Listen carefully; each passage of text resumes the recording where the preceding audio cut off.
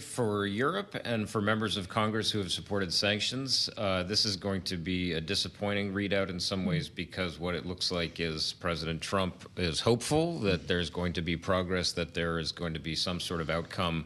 But so far, Vladimir Putin hasn't committed to anything. I mean, we've talked in the Truth Social post about negotiations for a ceasefire starting immediately. There have been conversations about a potential ceasefire going on for weeks and weeks, and the idea of a ceasefire does not seem to be all that difficult to do. You just stop the fighting. So I think the initial impression from some of the folks we've spoken to is that you again see a situation where President Putin is looking to string the U.S. along, draw out a process, and keep up the fighting in Ukraine. Well, and it's worth pointing out that we did see talks in Turkey between Russian and Ukrainian officials, though they were quite low level. Vladimir Putin, of course, himself did not show up. Zelensky was willing to meet with him, but wasn't going to go if Putin did not attend. So even as the president says, Russia and Ukraine will immediately start negotiations, how much does it matter, Nick, who exactly it is that's showing up to the table? Right. I mean, a lot of questions about who they would send and who is empowered to actually make commitments from the Russian side, for example, but also what is the true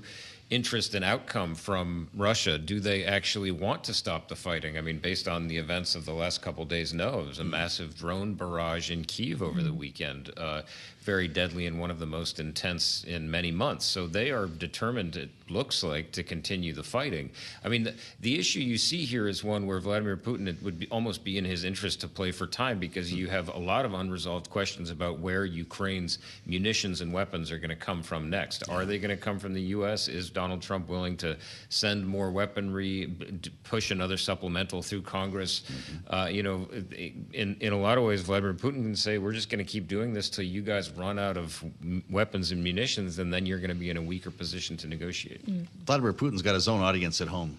To what extent does it embolden him or help him politically, domestically, to appear to be stringing along the United States? Well, I mean, it does help him. I mean, to have this conversation with Donald Trump, there's a lot of concern. What he really wants is that one-on-one, mano-a-mano, equal time with Donald Trump, and that's certainly what he gets here.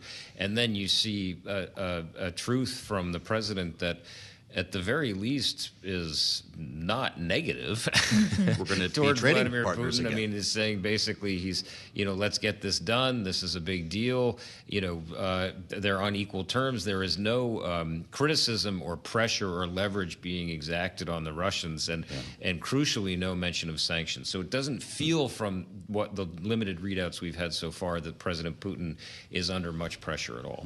Yeah, in fact, President Trump describing the conversation, the tenor of the conversation, as being excellent. The tone and spirit of the conversation were excellent. He said, if it wasn't, I would say so now rather than later.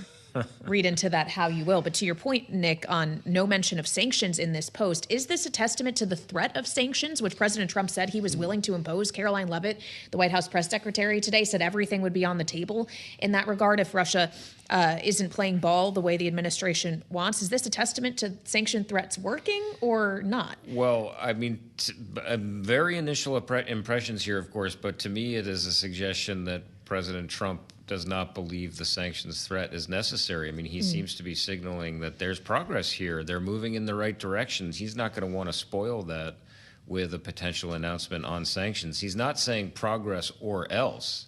He's just saying, hey, we're doing it. The process is launched, and suggesting that his phone call with President Putin is the reason why the process has begun, when, of course, there have been conversations back and forth via intermediaries and then directly, as you mentioned, in Turkey by Russia and Ukraine, but so far, no ceasefire.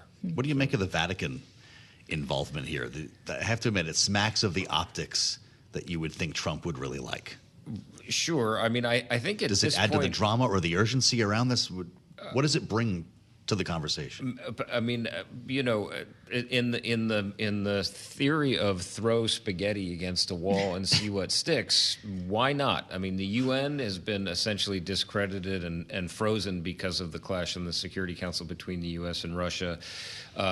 There is some concern about, if the U.S. is the mediator, whose side are they really on, as evidenced by President Trump's truth. So if you have a truly disinterested / impartial venue, the Vatican, why not? Let's give it a shot. New pope, new day. Maybe there is a way under which you could get the parties in a room together and there might be slightly less mistrust. I don't know. I mean, it's just another notion that's out there that in the past you wouldn't have even heard about, I think, but in this sort of radical transparency where President Trump just broadcasts everything from truth, now we have to contend with it. I don't think anyone really has much idea what that means right now. Well, amazing. And finally, Nick, President Trump gives a number of specific shout outs in this post to people he spoke with after speaking with Vladimir Putin on a phone call. Vladimir Zelensky, Ursula von der Leyen, the president of the European Commission, the presidents of France, the prime minister of Italy, the chancellor of Germany, the president of Finland.